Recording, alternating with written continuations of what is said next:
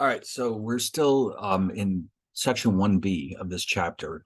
Now, this is a very, very long chapter, but we'll be done with it very soon, and then we'll be ready for our first assignment.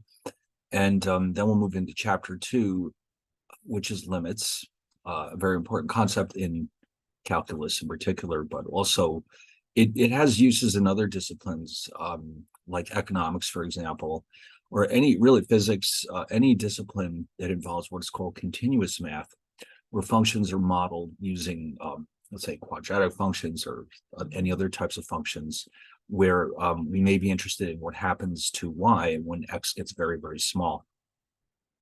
Anyway, what we're going to look at here today is exponential and logarithmic functions, which we see quite a bit in applied areas. It's used, for example, to explain how, let's say, the balance in a bank account grows, or how quickly a colony of bacteria grows. So, there's a lot of uses for this type of these types of functions. So the standard form for an exponential function, as you can see here, is f of x equals a times b to the x power. A and b are both constants. And here's what's different about this than what we've seen up to this point. The variable x is actually an exponent now. So far, that hasn't been the case. It's always been x raised to some power or other. This is the first time we've seen x being the actual exponent. And so the behavior will be a little bit different.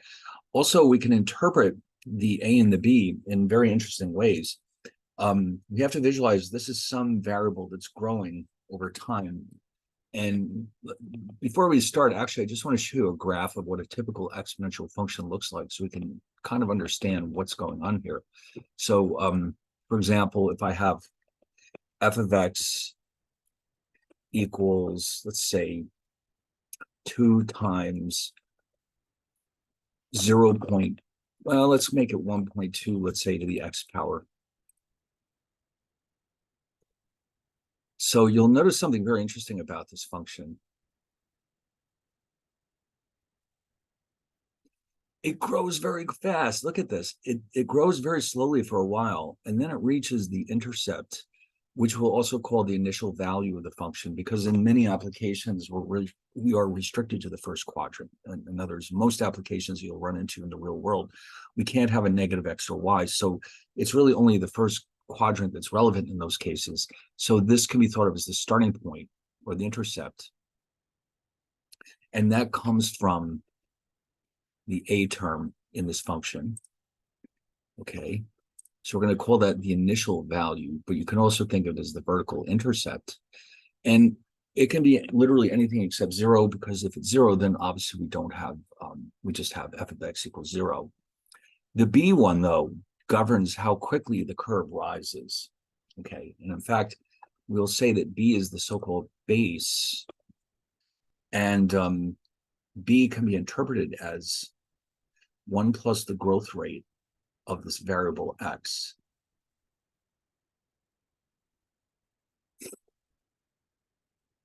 Sorry.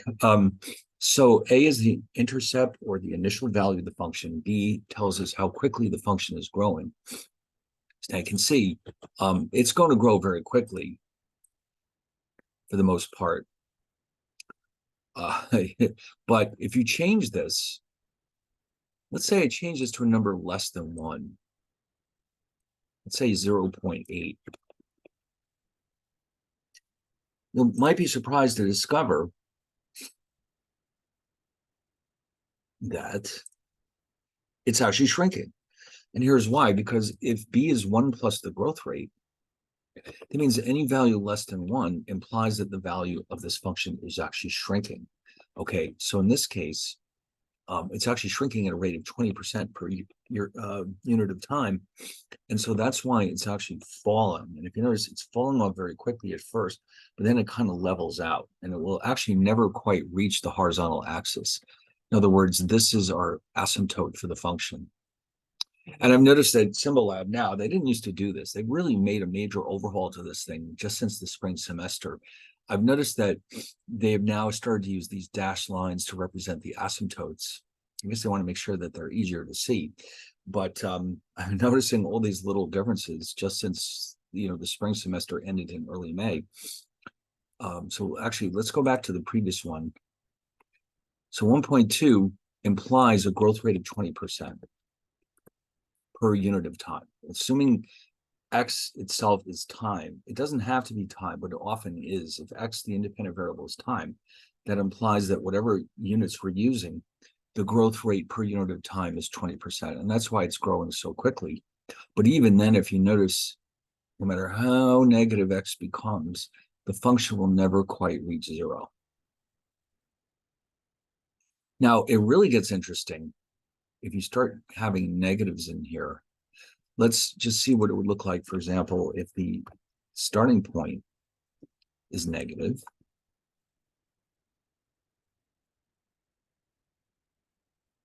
Well, actually, that one won't make it too different. Well, hold on.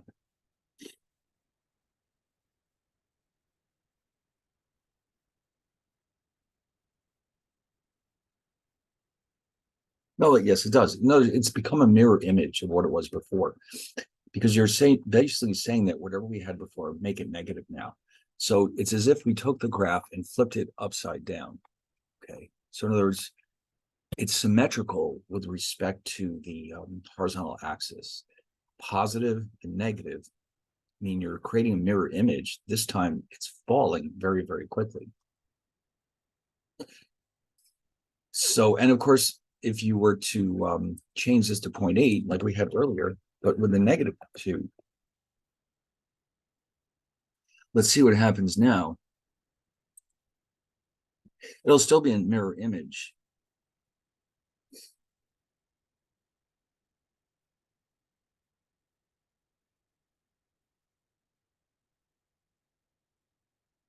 Yeah. So remember before, remember it was falling off very slowly. Now it is rising very slowly. Okay. So we can summarize those, I suppose. Let's see what happened.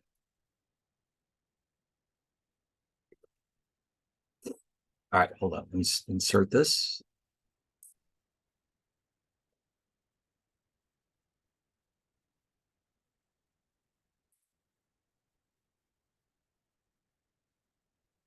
Okay. So let me see if I can quickly sketch out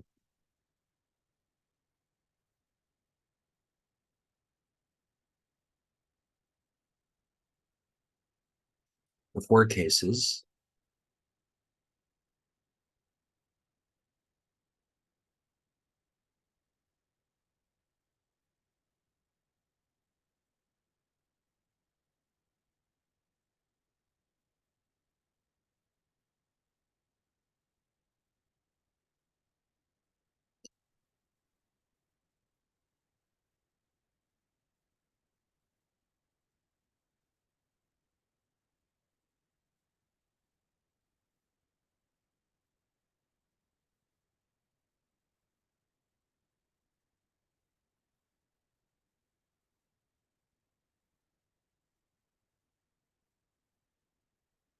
Okay, and then one more.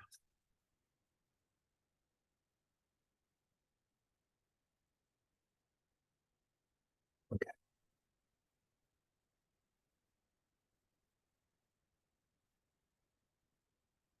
very good. Okay, so that way you can see all of them together. So in the top, you have positive growth rates. In the bottom, you have negative growth rates.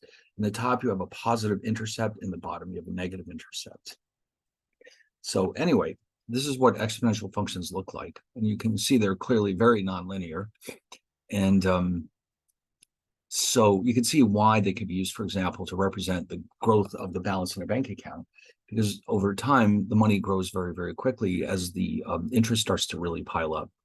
So, but we can also use it for a lot of other purposes. Now, as far as the range and the domain are concerned, the domain is just a real number line. You can see there's no value of X that could cause problems here. Okay, no matter what you plug in for X, you're never going to get division by 0. You're never going to get an imaginary number. So that's not a problem. The range is the interesting one. The range will be all the positives. Now, if you notice it's positive, which means we do not include 0. And that's if A is positive. In other words, up here, because A is positive on the top, you notice how you cover the entire y-axis, but we do not quite reach the zero. So it's all positive real numbers.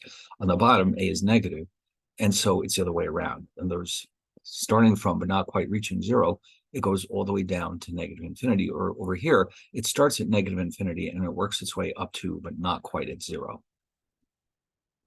So figuring out the range in the domain for these functions is very, very simple. Now, here's another example that I put into the slides, and you'll see it's going to look very similar to the ones we just did.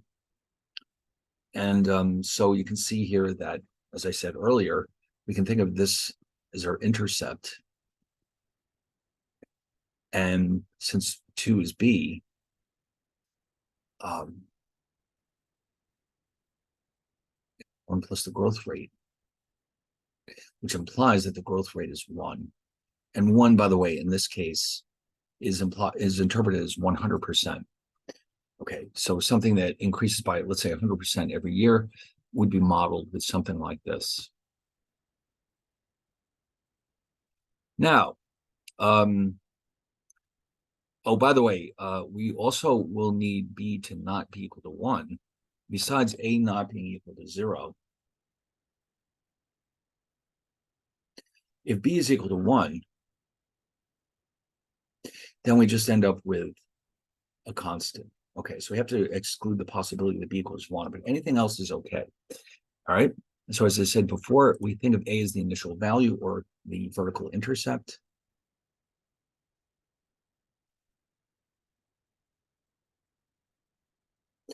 And B is the growth factor, or 1 plus the growth rate. All right, so here's an interesting example coming up. This is an economics example. Okay, we'll have plenty of physics examples later on, but for now, let's do some economics. Imagine we're a collector. We have a bunch of paintings. And we discover that painting A is currently worth $100,000, and it is estimated to grow in value at a rate of $2,000 per year. So this is clearly a linear function. And in fact, you could write it out as A of t equals 100,000 plus 2,000 t, which indicates, now, by the way, when you use t as your independent variable, t is time, 0 means today. Therefore, for example, t equals 1 would represent one period, probably a year, but it doesn't have to be in the future. And then it means that 2 equals 2 years or periods in the future, et cetera, et cetera. So this is how we interpret these types of variables. And so that means that t is on the horizontal axis and A is on the vertical axis. Now, you could draw this very quickly and easily. In fact, let's do that right now.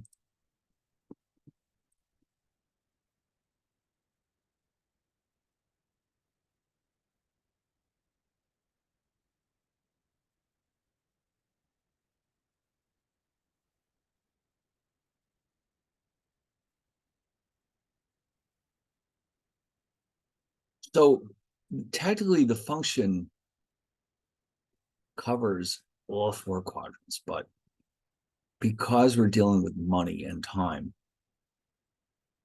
technically, you only need to think about the first quadrant in a case like this. So you've got your intercept.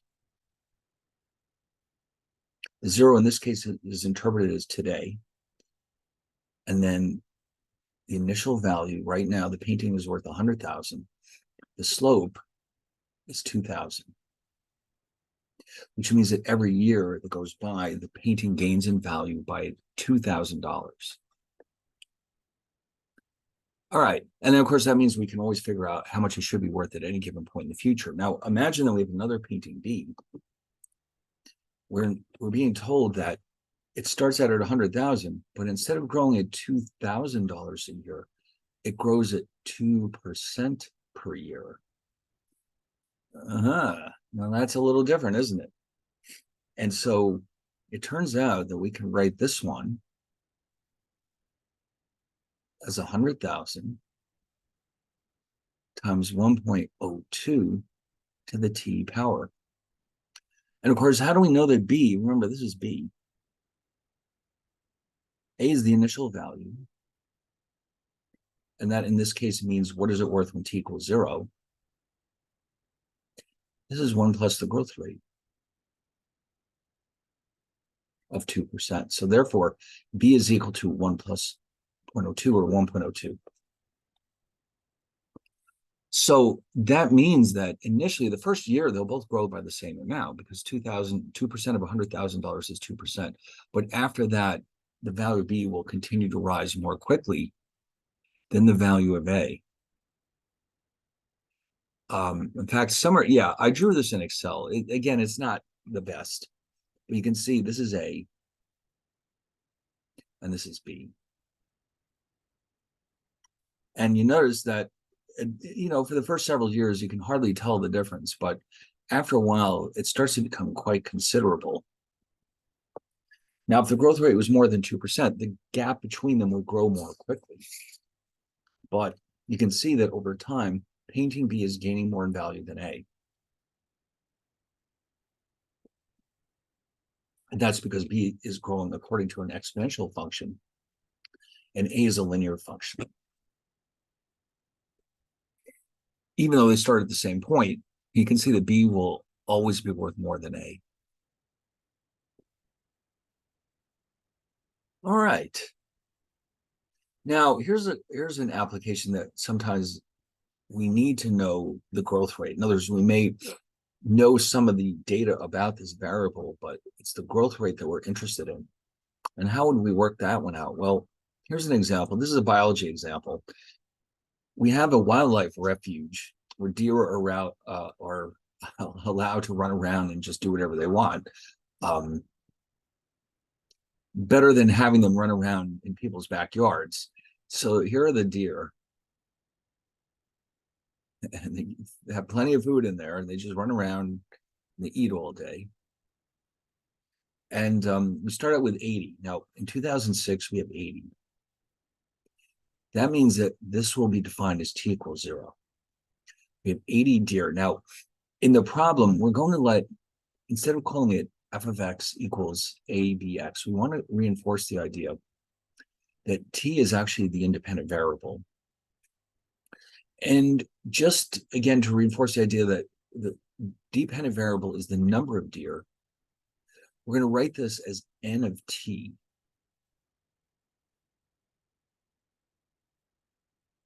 It doesn't have to be done this way.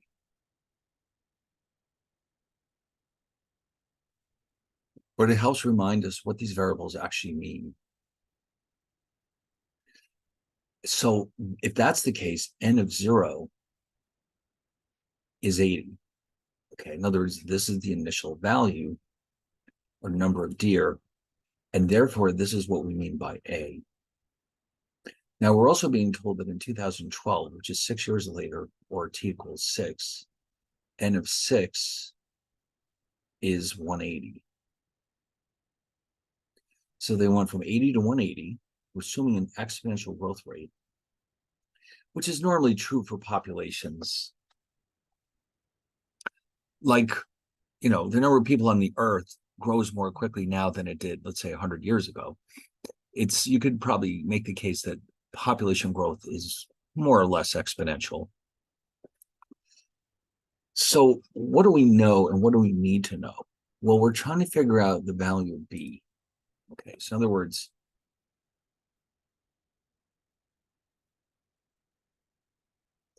we know the value of A. It's 80.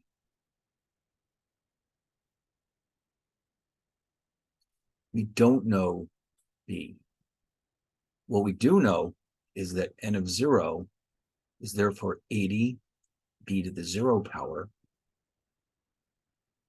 and n of 6 is 180 b to the 6 power. Oh, sorry, no, it's 80. My mistake, sorry. It's 80 b to the 6 power. Okay, so it's 80 b to the t. N of 0 must be 80 b to the 0 power. And that And then for 6, we have 80b to the 6. That's right.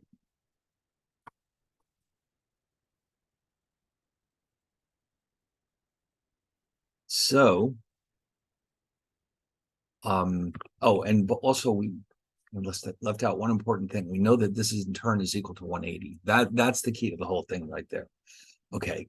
So in other words, we know that A is 80. So let's move this down here.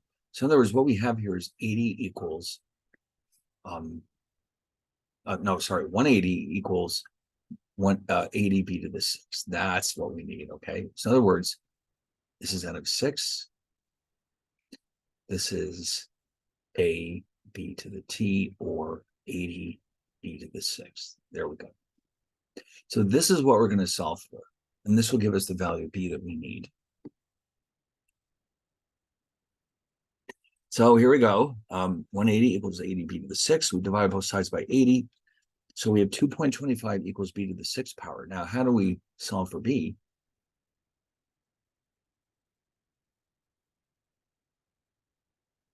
We're going to raise both sides to the 1/6 power. We're allowed to do that because of any operation we perform on both sides of an equation will give us the same exact result.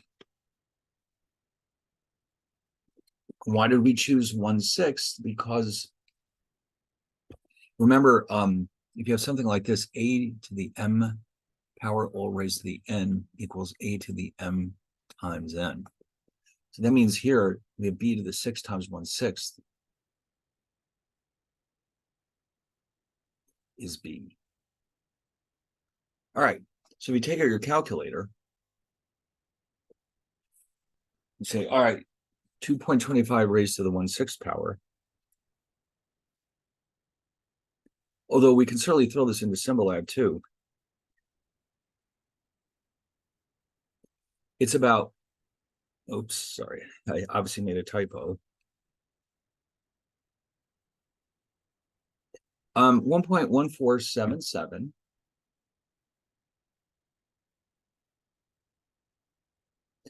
But remember, yes, we're interested in B, but we're really particularly interested in the growth rate. So since B equals 1 plus the growth rate, which I'll just represent with G,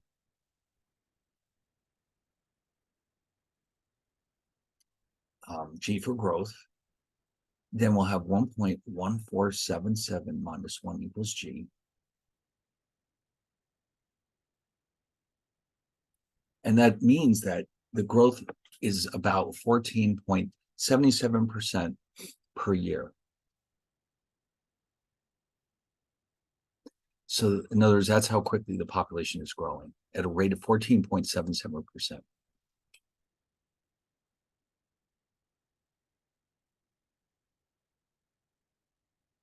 Okay. Now, that might be useful information, and they may have to expand the size of this refuge. Imagine that there's only enough room here for 200 deer. Well, they're getting pretty close to the limit, and they're going to reach that very soon. They should be able to use this information to predict how many deer there will be at any given time, and make their plans accordingly.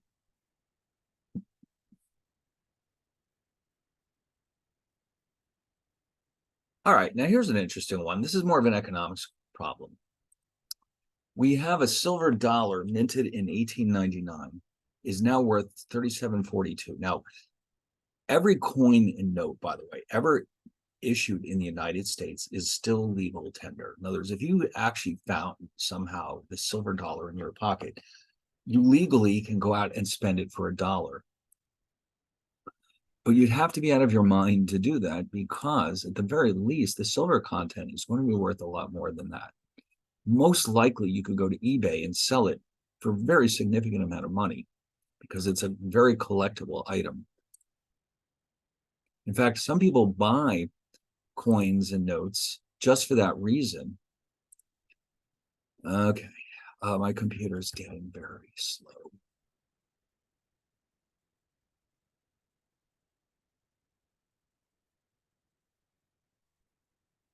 When did I sneak it in here? What I wanted to do, oh, for God's sake. Yeah, I think it's time for an upgrade.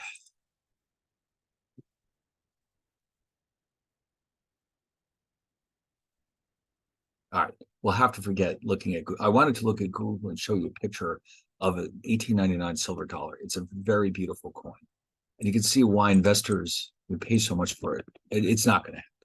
All right. But what we want to know is, imagine one of your distant ancestors had one of these in their pocket, and the family's kept it ever since. Okay, so they went out and they had this coin, and it's still been in the family ever since. And now you find out on eBay that you can sell it for $3,742 to a coin collector. The question is, what was the annual growth rate in the value of this coin? Now, this is 120 years. So that means that 2019 would be year 120. Now, this time, we're going to use the letter V for value. It doesn't make any difference what you call it. V of t is the value at time t. As long as it's clear that t is the independent variable. So we know that V of 0 is $1 because it was $1 in 1899. That's A. All right. We also know that 120 years later, and when t is 120, the coin is worth $37.42. And with that information, we can figure out very easily how much the coin, what was the growth rate during that period. All right, so here it is. It's already done for us. So when t is 120,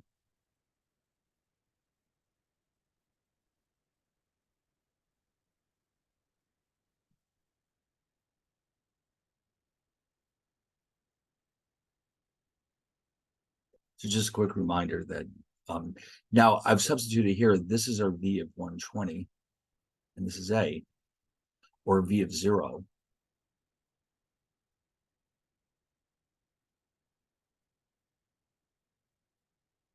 Okay, so 3742 equals, the bottom line is that 3742 equals B raised to the 120th power.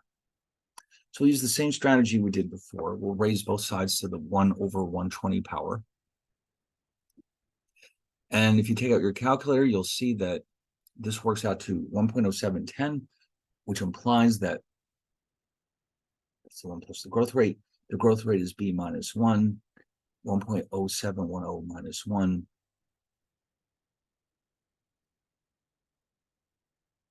7.10% per year. That's not a bad return for any investment. You can see the value has gone up very considerably over those years. And this can definitely happen with rare coins. You see some insane numbers sometimes for these coins. It depends on really what condition they're in and how rare they are.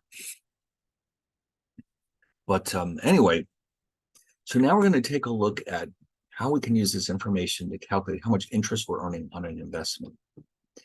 And under certain conditions, the growth rate of the balance in a bank account is going to be equal to, or at least approximately equal to, what it would get with an exponential growth rate. So we're going to start out by introducing this topic. I don't want to assume anyone has any particular background in this area, so we're going to start from the beginning and talk about how interest is calculated before we see how it connects to the exponential function. All right, so obviously, we all know that when you borrow money, you have to pay interest to the lender. That's why they're lending you the money in the first place, because they hope to get it back with interest. Okay, that's how it works. This is how banks make their money. They lend you money. Well, first, actually, they borrow money from some people, the depositors, and they pay them a relatively low rate of interest. And then they turn around and lend it out to customers who want to, let's say, buy a car or a house, and they charge them a higher rate of interest than they're paying to the depositors, excuse me. And that's how they make their money. Like you put your money in a savings account and you get 2% if you're lucky. And then the bank turns around and lends it to somebody who needs a car loan for 8%. And that's where the profits come from. Now, just as an aside, the monkey wrench there that can ruin all this is that the people who borrowed the money don't pay the money back. That is what gets banks into trouble when that happens. So they have to be very careful when they make loans to make sure only people who are likely to pay it back will actually get money. To the extent that they can do that, they should be profitable. Now, there's two basic types of interest, whether you're borrowing or lending, earning interest or paying it on a debt. There's two basic types of interest. Now, first of all, I just want to point out the word principal refers to the amount that's either borrowed or lent.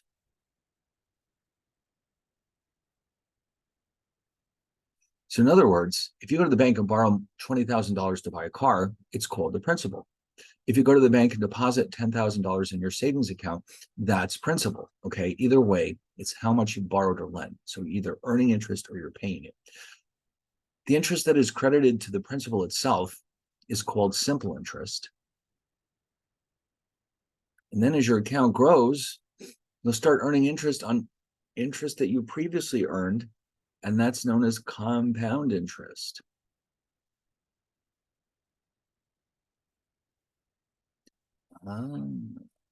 So let me just show you a quick example of this. We'll keep it simple.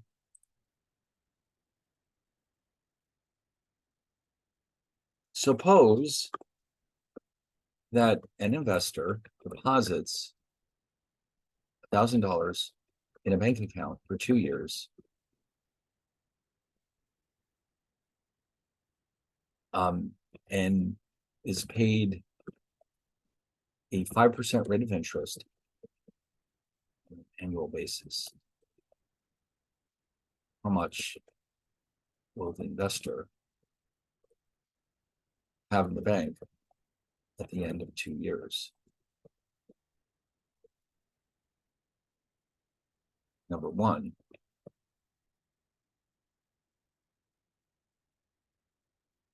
let's do that first. Now, we're assuming that the money just sits there. None of it is withdrawn in the meantime. So we're going to use a timeline for this. Today is 0, 1 is next year, and 2 is 2 years from now. Now, at the end of the first year, we're being credited with 5%. So that means you're going to get $1,050. At the end of year 1, if you look in your bank book, you'll see that you have $1,050 in the bank. The next year, it'll give you 5% more of your balance. So that adds up to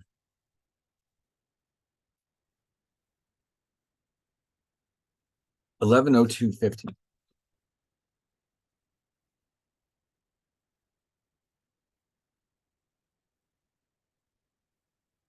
Now, obviously, the interest that we earned is the difference between our final balance and the original principal of $1,000.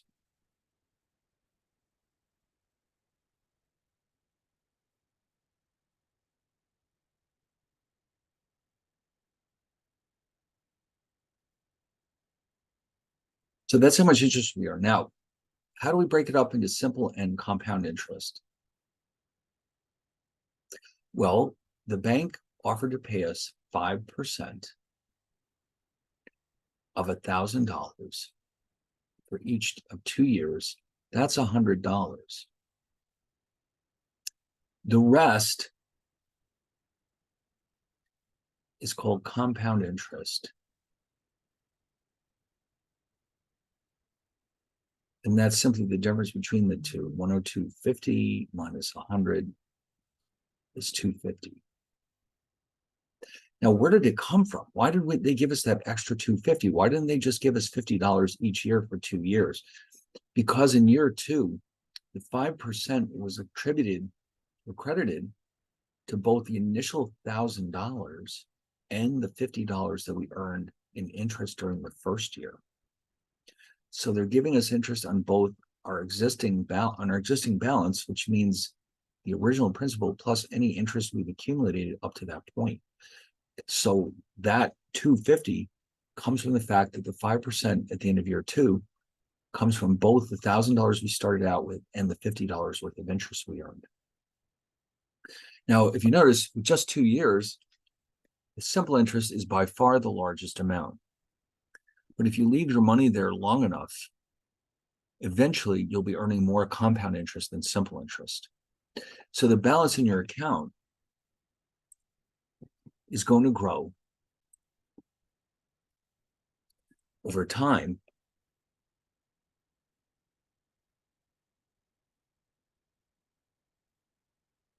Starting at $1,000, it's not going to grow in a linear fashion. It'll grow at an increasing rate over time. And you could make the case that it's approximately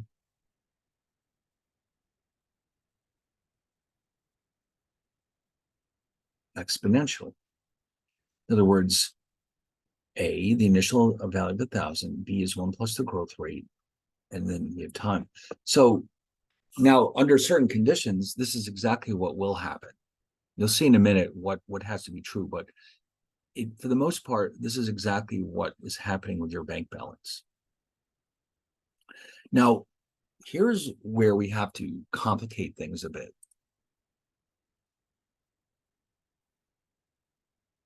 Because in the real world, it isn't quite this simple.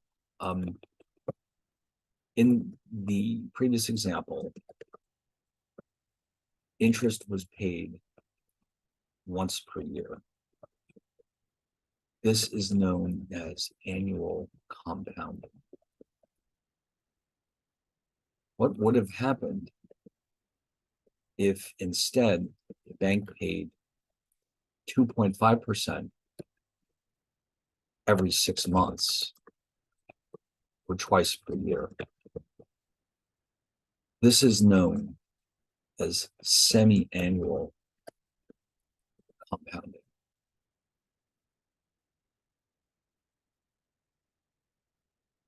Okay, so what if instead the bank said, all right, instead of giving you 5% every year, we'll give you 2.5% every 6 months? Well, if you went through all these steps, you would discover that you have even more interest, all of which is compounded. The extra amount is all coming from compound interest, because what will happen is by getting paid more often, there'll be more interest on interest. You won't ever change the amount of simple interest, but you'll get more compound interest, which implies more total interest. So rather than drawing out with the line, it turns out there's a formula we can use to figure out how much this would have worked. So in this formula, A is the future value, which means the amount of money we'll have in the bank in the future. P is the starting principal. R is the rate of interest.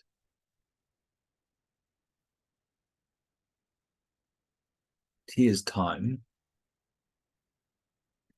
N is the interesting one. N is the number of times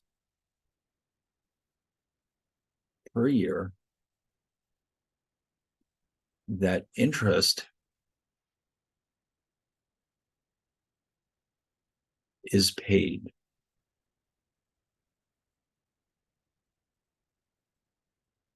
This is often referred to as the compounding frequency. Okay, actually, it's right here. Compounding frequency. So just as a quick, here's a summary right here.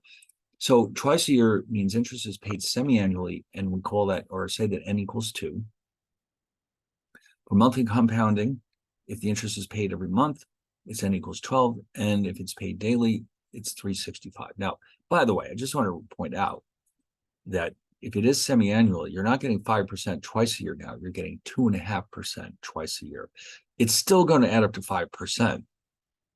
Okay, so in other words, you're getting less interest more frequently with these compounding cases. But that works in your favor if you are the one who is earning the interest. It means that you're going to end up earning more interest. The person who doesn't like this is the borrower. Okay, the borrower doesn't want to pay more interest. So let's use this formula to figure out how much interest we would have earned in our previous example with semi-annual compounding.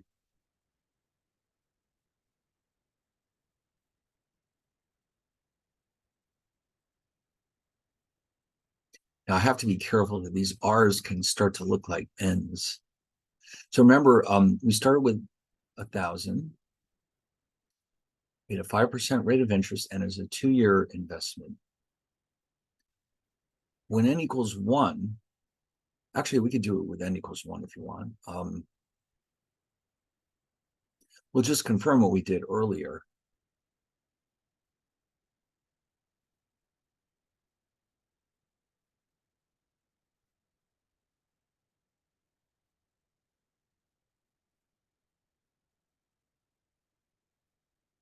So that's where that came from, by the way. That 1,000 times 1.05 squared is 1102.50.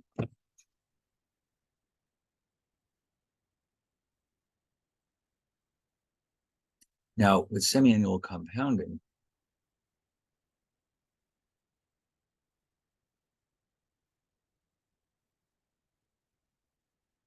N equals 2.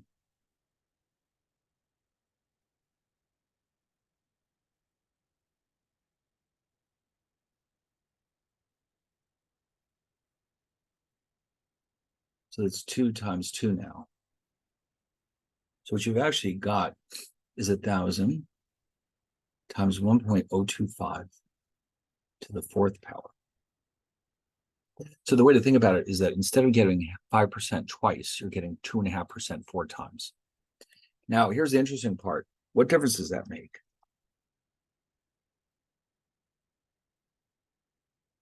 So you're going to end up with 1103.81.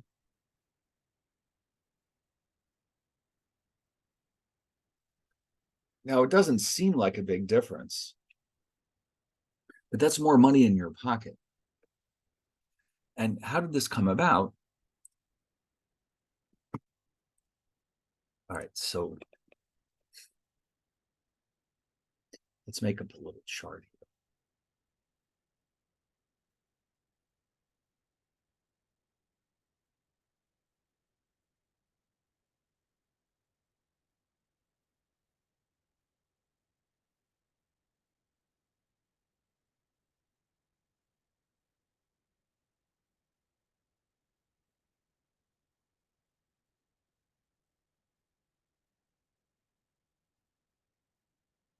All right, this one we already know. Whoops, sorry. The principal is 1102.50, but the interest is 102.50. 100 is simple because it's 5% times 2 years, and then whatever's left over is the compound interest. Now for this one, it was 1103.85, which 81 rather, which implies that the total interest was 103.81 because we started out with our 1,000. Simple is the same, and that leaves 381 for compound interest.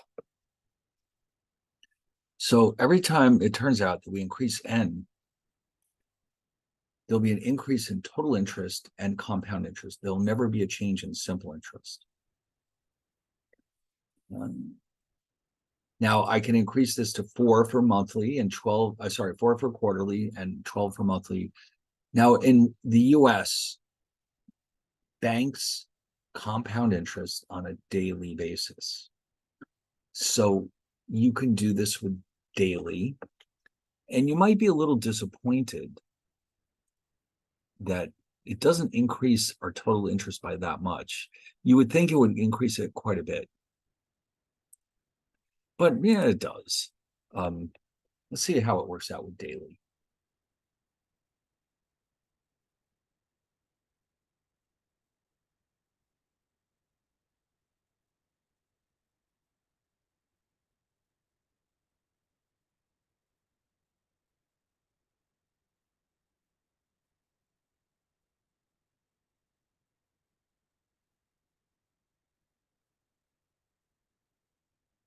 Let's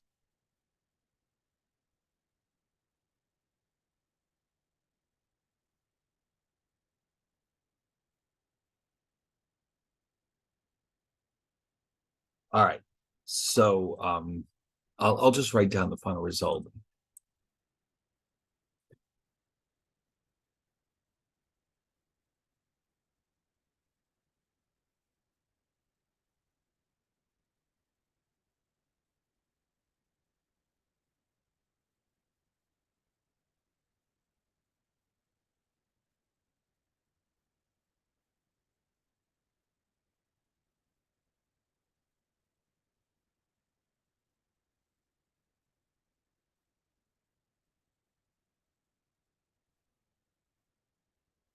All right. So yeah, it's 1105.16. Well, it went up somewhat. 105.16 is total interest. Again, 100 is simple interest because that represents 5% of 1,000 times 2 years. The rest, 516, is our compound interest.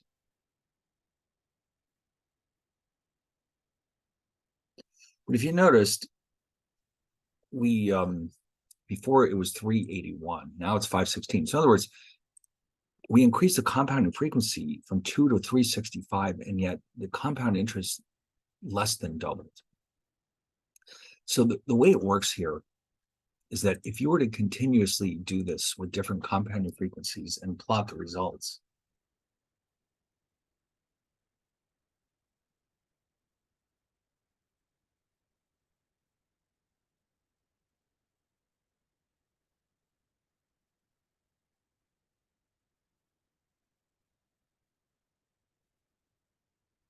you'll see that it increases at a progressively decreasing rate. And in fact, there's an asymptote here. And this has a very special important significance, this asymptote. As n approaches infinity, compound interest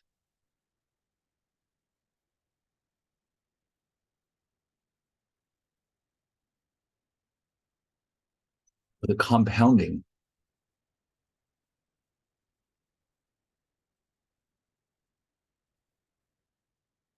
is said to be continuous.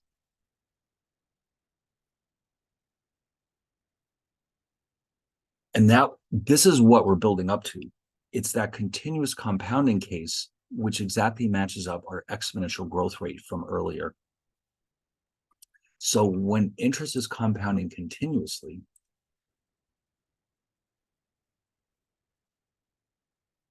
and I'll show you the formula, by the way.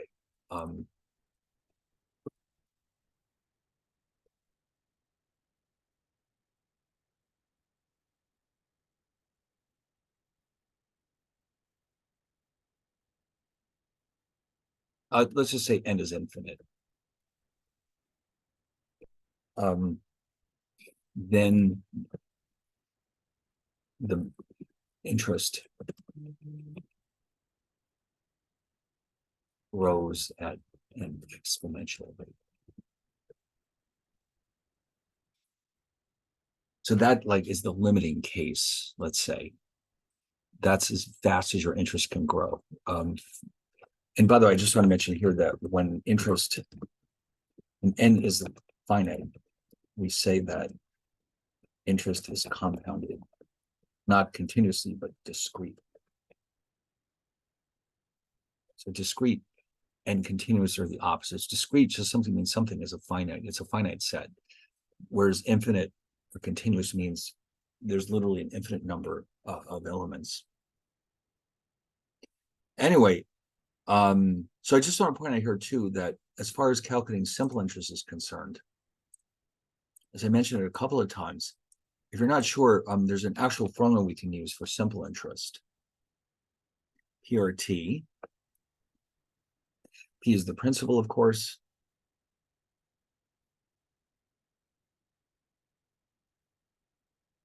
R is rate of interest.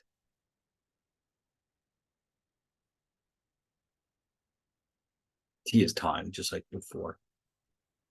So in other words, yes, it says here compound is the difference between total and simple. So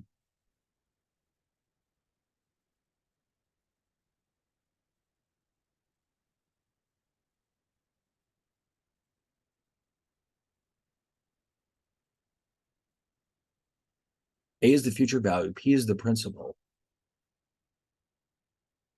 So therefore, A minus P is total interest.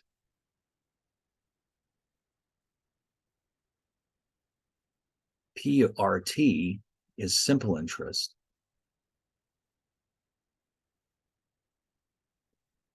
Compound interest is the difference between the two.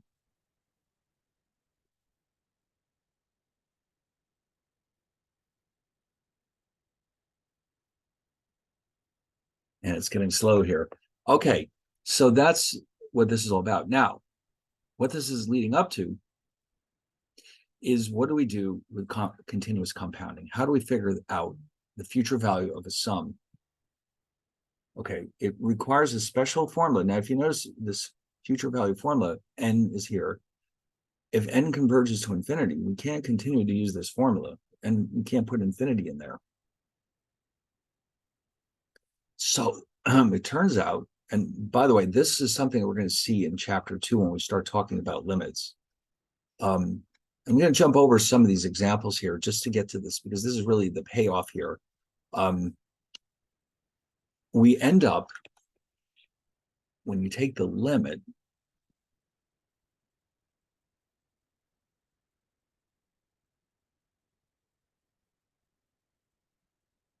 this means in English, the limit as n goes to infinity or converges.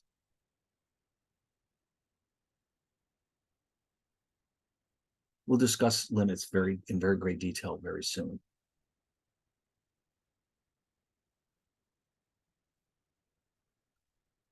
Equals P e to the RT, and you may have run across E before. E is a constant that's approximately equal to 2.71828. And you'll notice E is an exponential function. E to the x is an exponential function, okay? And so E to the x and natural log of x are inverses of each other. So you end up with PE to the RT. And if you notice, let me just put this in here.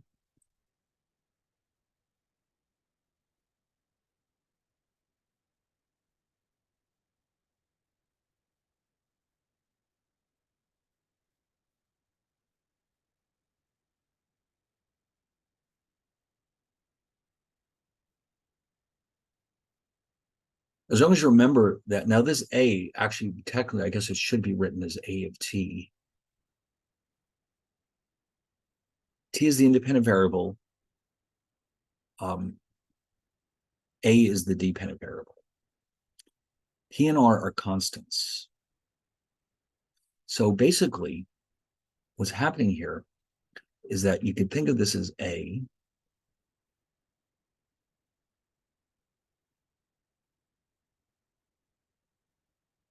and this is B. Okay, 1 plus the growth rate. And then here's our exponent. Some constant is multiplied by the independent variable, which is x. So in other words, this formula you're seeing here indicates that the growth rate of R, the balance A,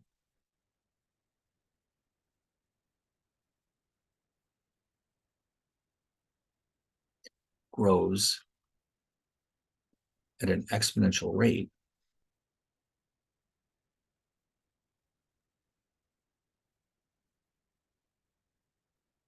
when compounding is continuous.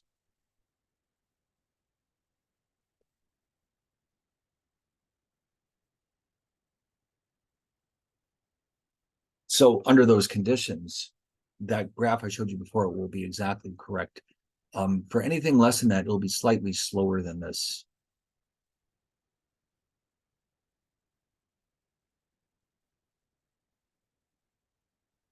Okay, so this is, oh, sorry, that's the wrong one. It's this one. Okay, so in other words, it is an exponential function where p is the starting point. So this is an example from economics of exponential growth.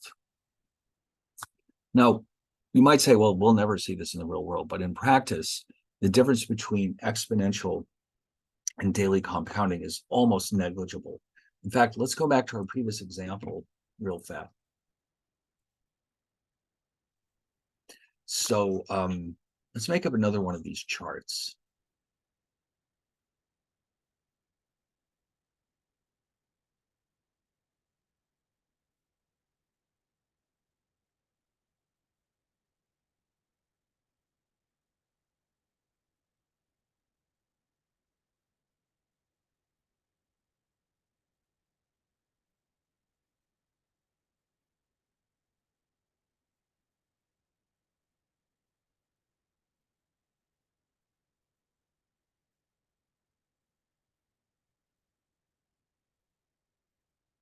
Before we do that, let me show you the calculations. We've already done the daily compounding case.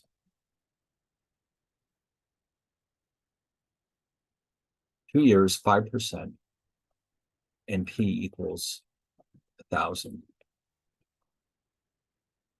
With continuous compounding,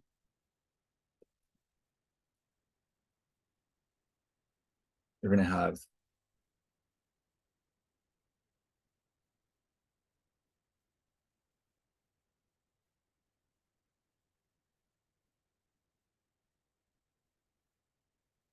let's see.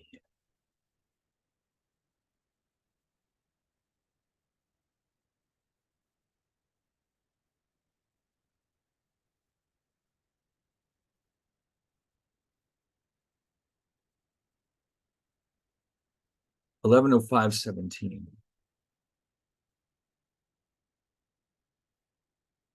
What was it with? I forgot already. Daily compounding.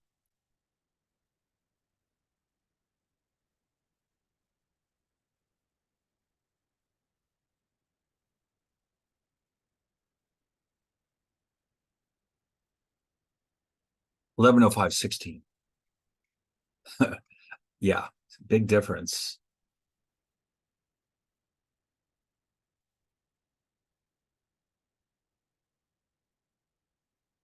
So that's the balance. So the actual interest, 105.6, oh man, only 1 penny. So this is what I was saying. The two are very close to each other. Now, if enough time goes by, after 50 years, let's say, you'll really notice the difference between the two, but it's never going to be a huge amount. So, in other words, even though in principle, you're never going to actually find a bank that gives you continuous compounding, by doing daily compounding, it's very, very close. So we can assume without too much inaccuracy that the balance in your bank account is growing at an exponential rate. Okay, so that means that this formula can be used for these cases. By the way, there's other examples mixed in here too, if you want to look at them. I just made this one up on the spot, but there's others mixed in here too. All right, so I think we have enough discussion here about interest rates. I do want to mention, though, that sometimes a variable shrinks over time. You might remember from high school physics that a radioactive element, the amount of radioactivity shrinks over time, it decays and converts into lead. And so we could use the opposite of continuous growth to model continuous decay. Okay, the difference here is that the exponent is negative. And you recall from our earlier examples, when the exponent is negative, let's go back and revisit that first graph we looked at. when the constant is positive, in other words, when the initial point is positive, but the exponent was negative. Actually, none of these has a negative exponent. It's just that the growth rates were small. So let's go to Symbol Lab. I'll tell you what, let's do this. Let's draw two graphs.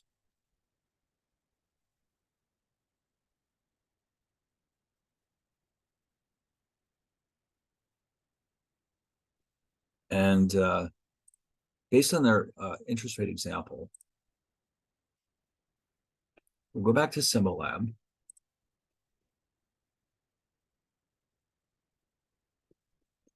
And ask it for the continuously compounded case.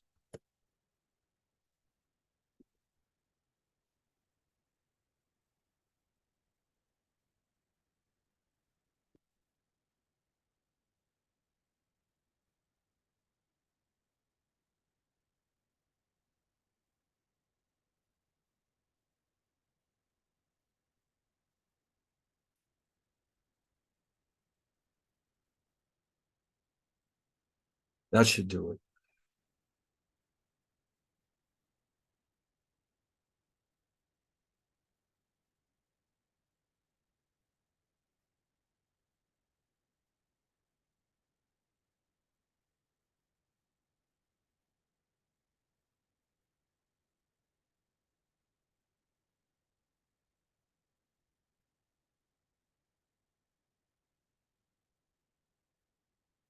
Oh, I know what I did. I wonder. It's upset. I used this specific case.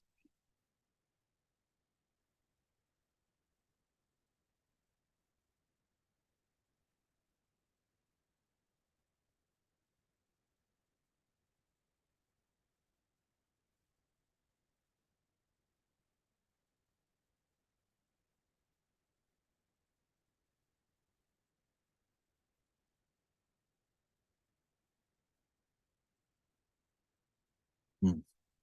I'll tell you. Let's. I. I'm not so sure that worked out correctly. I'm not at all sure that it understood what I wanted.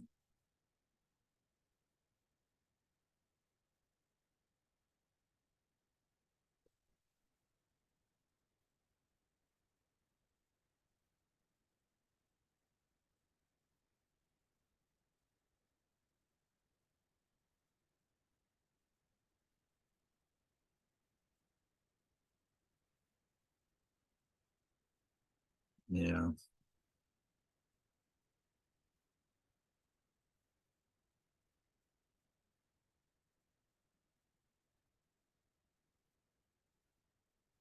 All right. Well, anyway, the bottom line here is that let's look at this example instead. Suppose we have a radioactive element decays at a rate of 5% per day. In other words, 5% of the radioactive elements are being converted to lead on a daily basis. If we start with 100 grams of the elements, how much will still be radioactive after 10 days? Okay. So the key here is that the exponent is negative. So after only 10 days, the amount of radioactivity has dropped from 100 to about 6. So that's a pretty rapid drop off. I mean, you're looking at it. But now, by the way, this has that unique shape to it because it's exponential.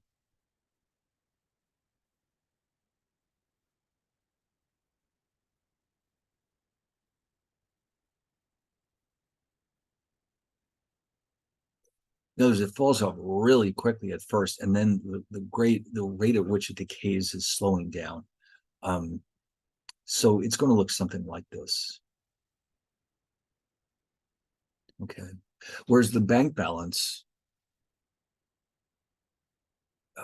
is more like this.